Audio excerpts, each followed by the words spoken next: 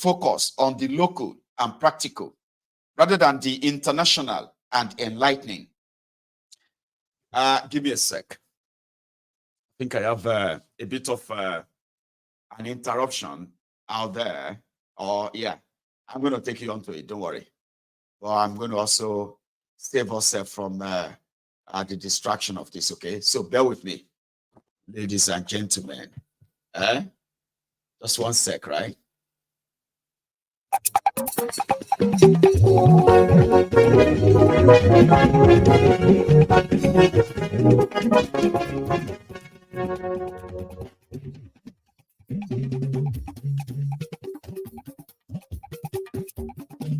Ayégún làwọn mọ̀ làmọ̀ tó dòdòdò.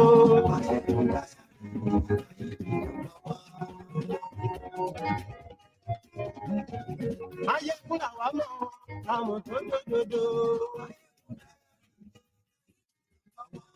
Ayégún ti dé ọ̀rẹ́ ara yìí. Lórí Facebook, lórí YouTube.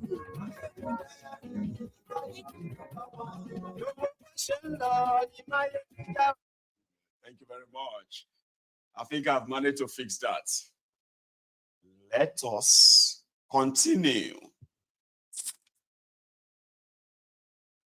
So, the Malami school was full of special interest, being composed of grown men from 18 to 30. For these are the teachers of tomorrow.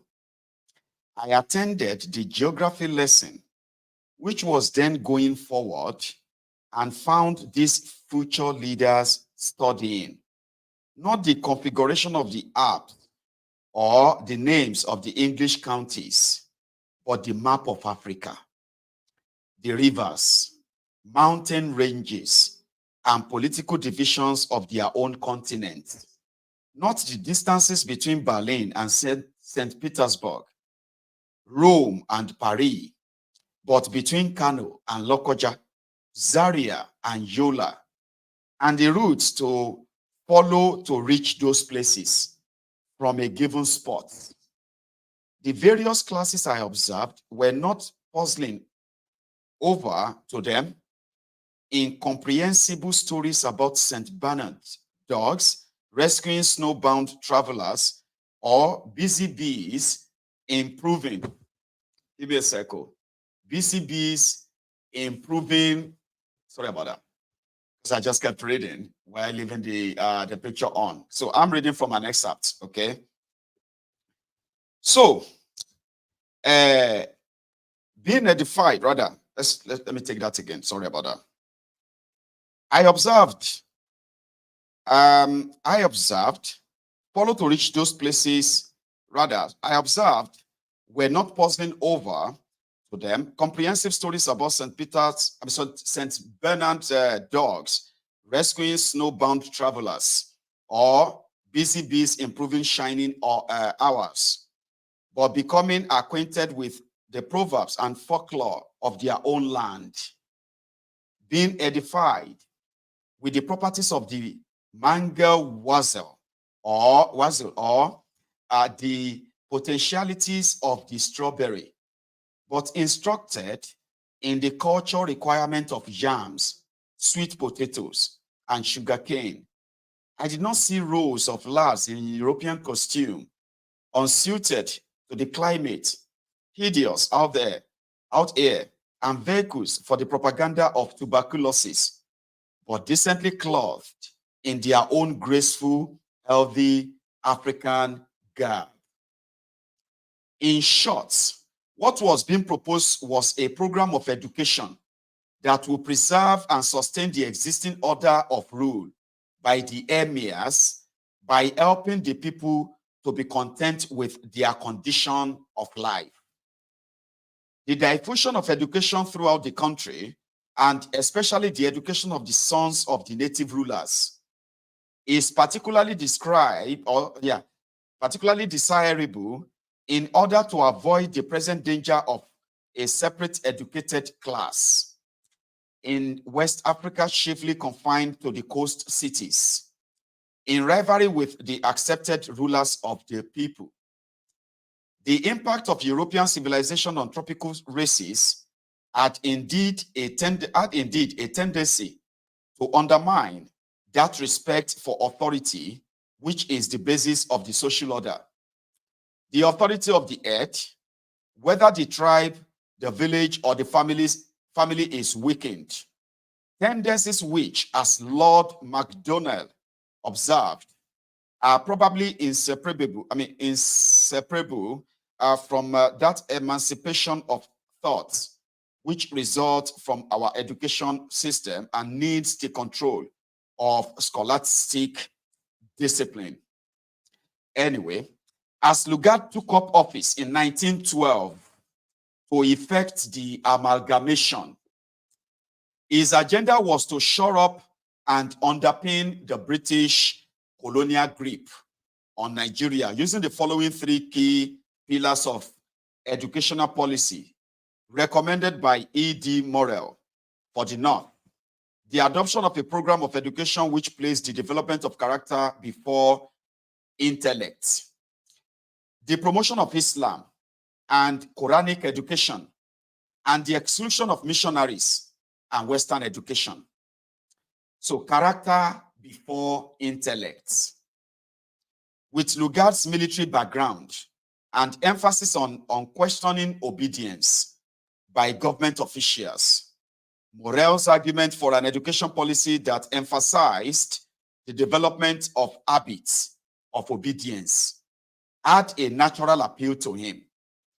Lugard wrote, "These results may best be achieved by placing the formation of character before the training of the intellect. I speak of the controlling force and guiding principle which ministers through creeds and system of philosophy to spiritual needs, the force which inspire a man to a sense of duty, to unswerving integrity and loyalty, whether in the public or private relations of life." Building on this, Morrell explained the different approach to education in the two Nigeria, or two Nigerias. The treatment of the problem of education must necessarily differ widely in the Muslim and non-Muslim countries. In the former, there already exists a literate class held in respect by the illiterate peasantry. The goal of their ambition is to read the Quran and to study the laws and traditions of Islam. No Mohammedan considers that he can claim to be properly educated unless he is able to do this. His outlook is towards the literature of the East, not of the West. In countries where Arabic is not the spoken vernacular, as it is in the Sudan, secular education and the reading of their own language in the Roman character does not offer to their class the same attractions as it does to non-Muslim natives. Arabic, says Blyden, is learnt by religion and for entrance to heaven. English for the things of this world. If Northern Nigeria was to be effectively protected from the virus of intellectual development, as Lugard and Morrell proposed, then such education as there was to be had to be conducted in the vernacular language. At the very least, this would serve to keep Western books out of popular reach. For one thing, the preservation of the national tongue is aimed at the general teaching being given in the vernacular.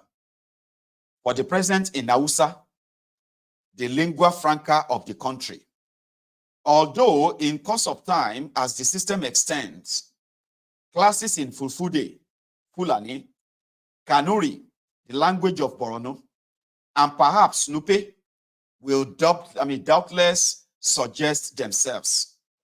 Not, however, to the exclusion of Hausa, but in combination with it. Lugard's promotion of the preservation and use of the Hausa language in northern Nigeria stood in contrast with his policy for southern Nigeria, Lugard, where he warned against the preservation of the native tongues. Elsewhere, English must form the medium of instruction and of intercommunication between tribes, as it has already to some extent done in West Africa.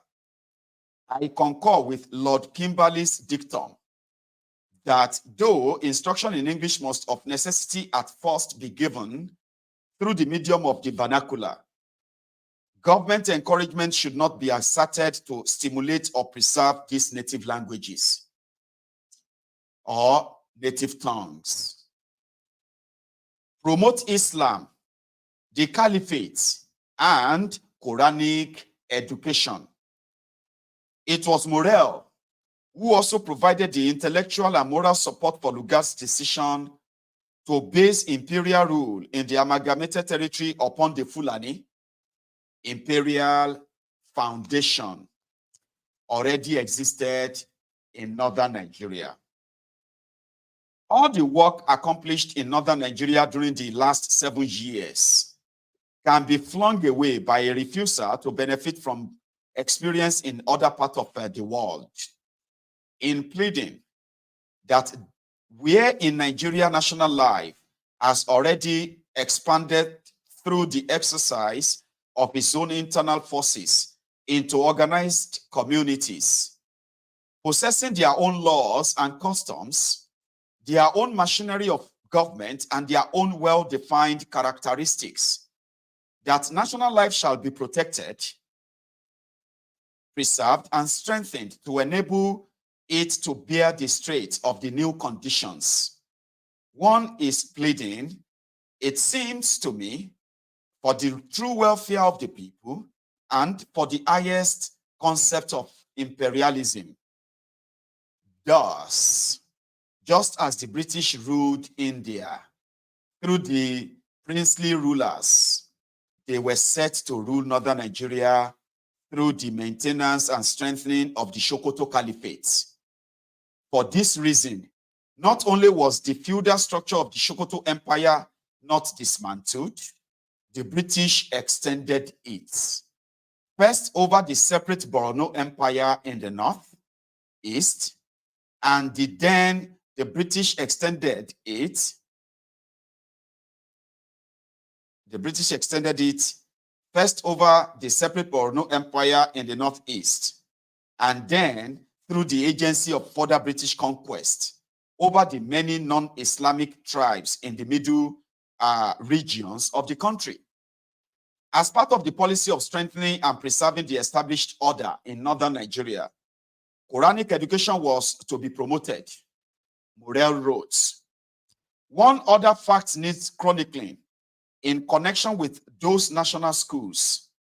It is the intention of the administration to insist that all pupils receive careful religious instructions from teachers of their own creed. When I visited the schools, lessons in reading and writing the Quran were being given by a Kano Malam, specially selected by the Emir of Kano. Somewhat on what model of the Egyptian schools.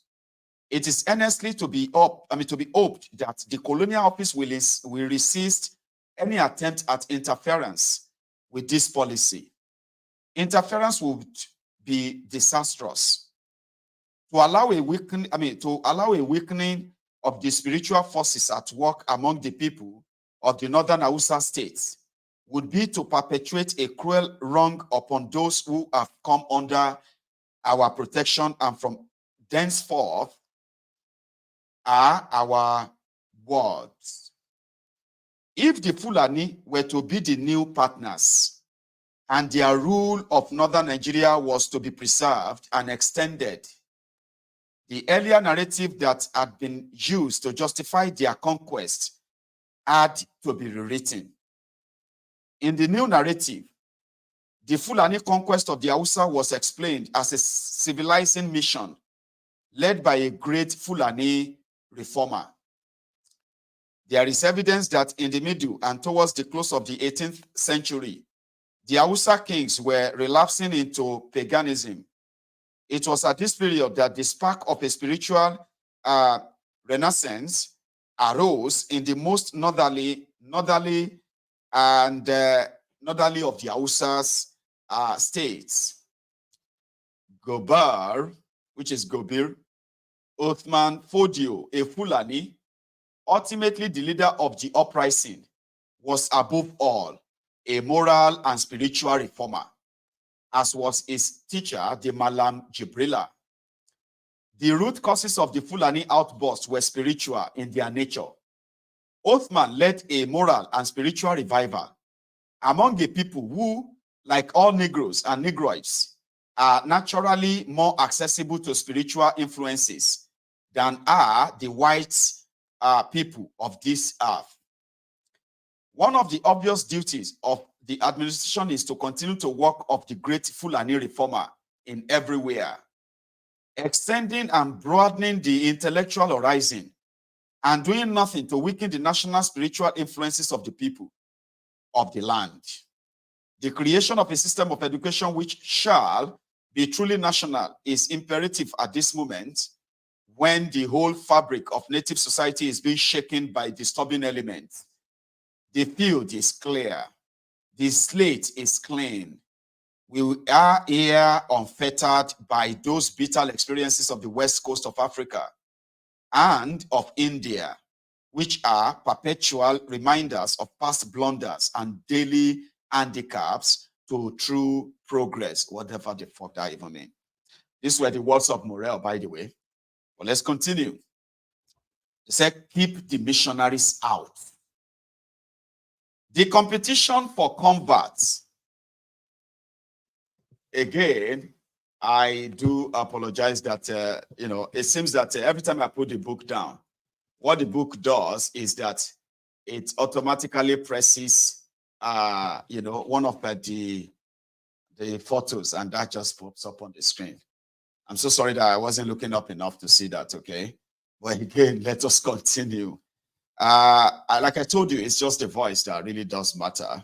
And if a lot of people kind of felt like, oh, I can't see him, and it's somehow like, very unusual. So let's take it further now. Keep the missionaries out. The competition for converts within the Nigeria space had seen Anglicans jostling with Catholics and the two contesting with Muslims to mark out exclusive spheres of spiritual influence. Action had to be taken to force the rival groups of saviors to sit around a conference table. In 1911, to map out their territorial claims within which each particular sect should be free to teach according to his own dogmas without aggression from others. The initiative was informed by Lugard's experience in Uganda, where in similar circumstances, bloody warfare had broken out between the rival religious denominations. It was this conference that accounts for the distribution of different Christian denominations in Nigeria today. The confluence of the River Niger is the dividing line between the different denominations, with most to the east Catholic, most to the west Anglican, while those in the middle are Methodists.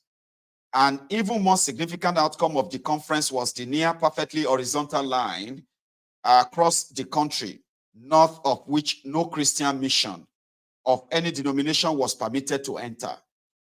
If the existing feudal order of the Fulani was to be preserved and Quranic education promoted, then there was no place in northern Nigeria for Christian missionaries.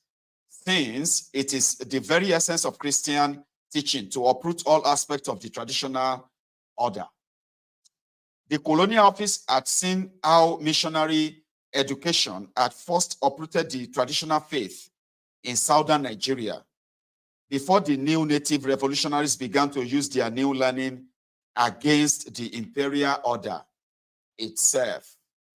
Nowadays, the missionary is a revolutionary, and it has to be so. For to preach and plant Christianity means to make a full frontal attack on the beliefs, the customs, and apprehensions of life and the world. And by implication, because tribal religions are primarily social realities on the social structures and base of primitive society. They called our forebearers, they called them pagan, to give them Christianity. So for you to give anybody Christianity, you have to condemn what they believe. Here you get.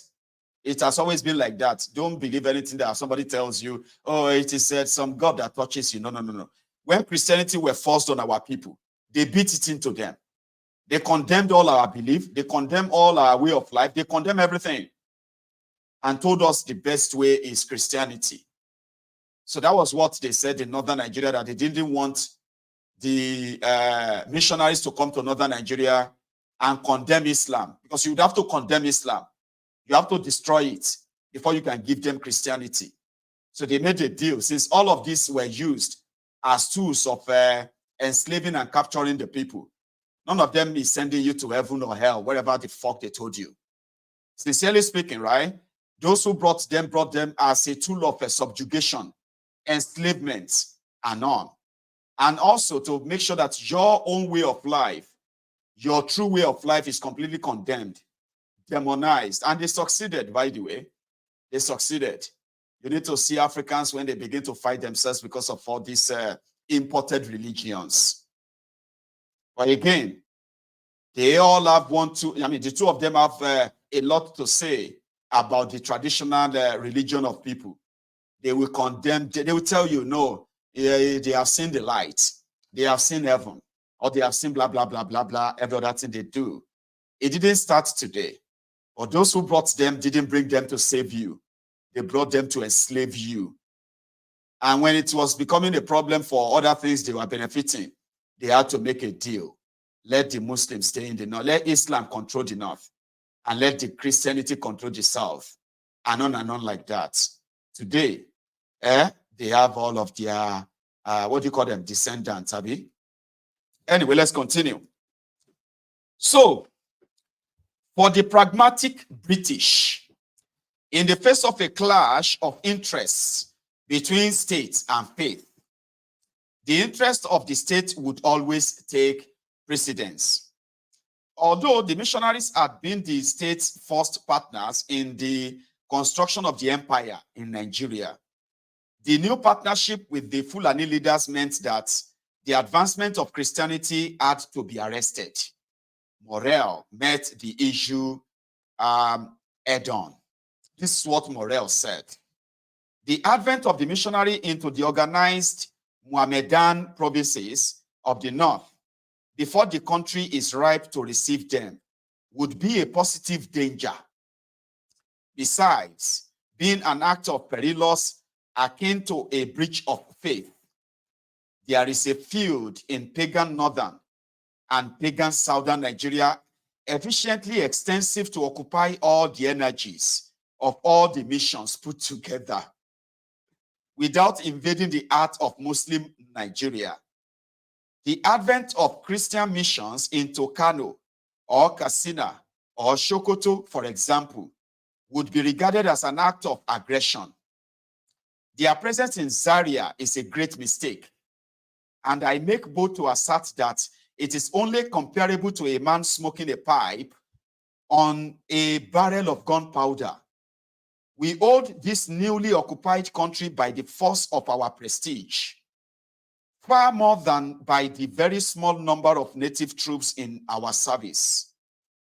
That it is the duty of government to prevent the introduction of elements whatever their character and however lofty their motives, whose presence is calculated to cause unrest, is sufficiently self-evident as not to need emphasis.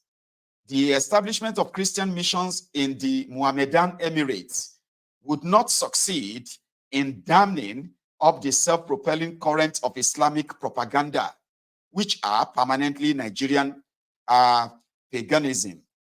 That is the true problem which churches have to face. Let's leave the Mohammedan. They have already conquered the Hausas. Even though they did not conquer the Boronos, they did not conquer the Middle Beltans. They conquered the Hausas. The Middle Beltans, the Tifis, they defeated them. They couldn't force their religion on them. They did not defeat the Kanuris. Fulanis did not defeat them.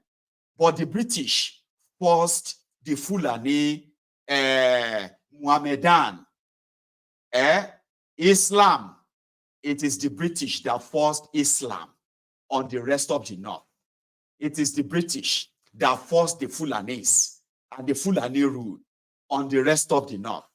That is the historical fact.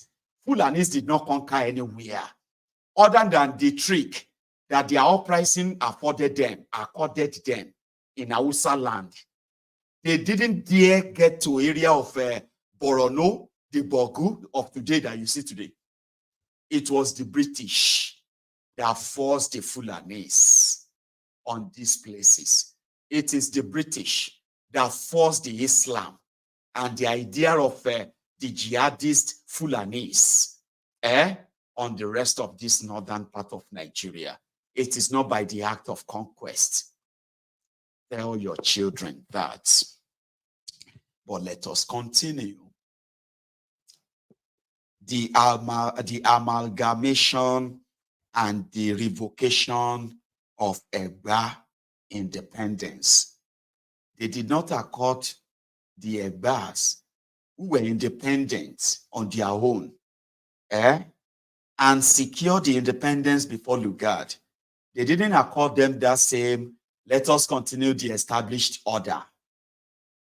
They decided to amalgamate the southern Nigeria with the north under a different agenda. But let's continue.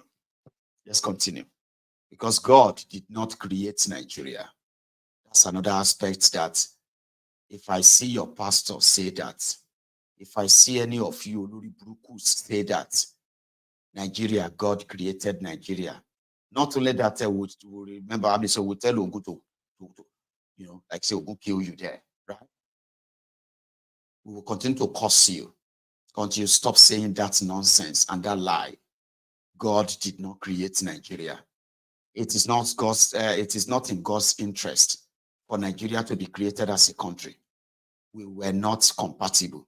We have nothing in common. But yet, those who wanted us for their own benefit, economic benefits, decided to force us together, whether we like it or not. You get that now? That is why there is no commitment from anybody. Nobody loves Nigeria. There's nobody that is Nigerian. We are all the creation of Lugard. We are all Lugardians. There is no Nigeria. If the Lugard had chosen to call us Lugard, the new territory, they call it Lugard. Today, you will be saying you are a proud Lugardian. Abi? You'll be saying, I'm a proud Lugardian. I'm a proud Lugardian. That's why you can say you are a proud Nigerian today. Bollock. So, the practicalities of fusing northern and southern Nigeria were far from straightforward. The problem was not only the differences of religion, culture, and language between the people, but also how, by 1914, the different approaches to colonial administration that had been applied in the two protectorates had led to differences in the culture and character of the colonial administrators themselves. Now, listen to this.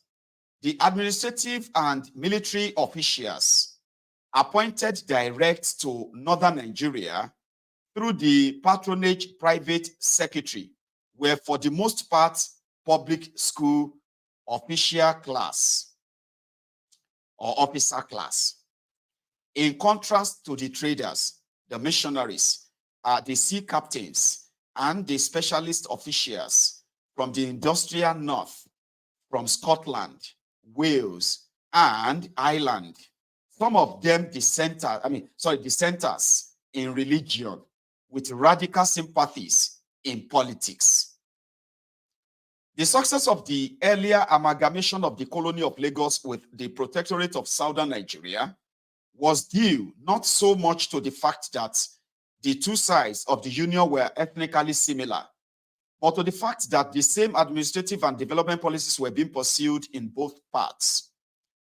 The South benefited from policies traceable back to the early Victorian humanitarian imperialist aimed at popular advancement through trade and education, led by civilian administrators in a system of direct rule. The problem with the marriage with the North that Lugard brokered was that northern Nigeria was being run with completely different policies in which soldiers managed a system of indirect rule through the emirs. So the plain fact ought to have been clear. Southern Nigeria, with its cash crops, expanding mission schools, growing numbers of wage earners and clerical workers, African entrepreneurs and petty capitalists, was a success in the terms of European imperialism, whose purpose was the integration of such regions into the British and world trading system. How was the feudal North, with its conservatism, Muslim law, and emirate government, to be brought into this system and its administrative poverty brought to an end? The choice of Lugard in effect, turned this question upside down.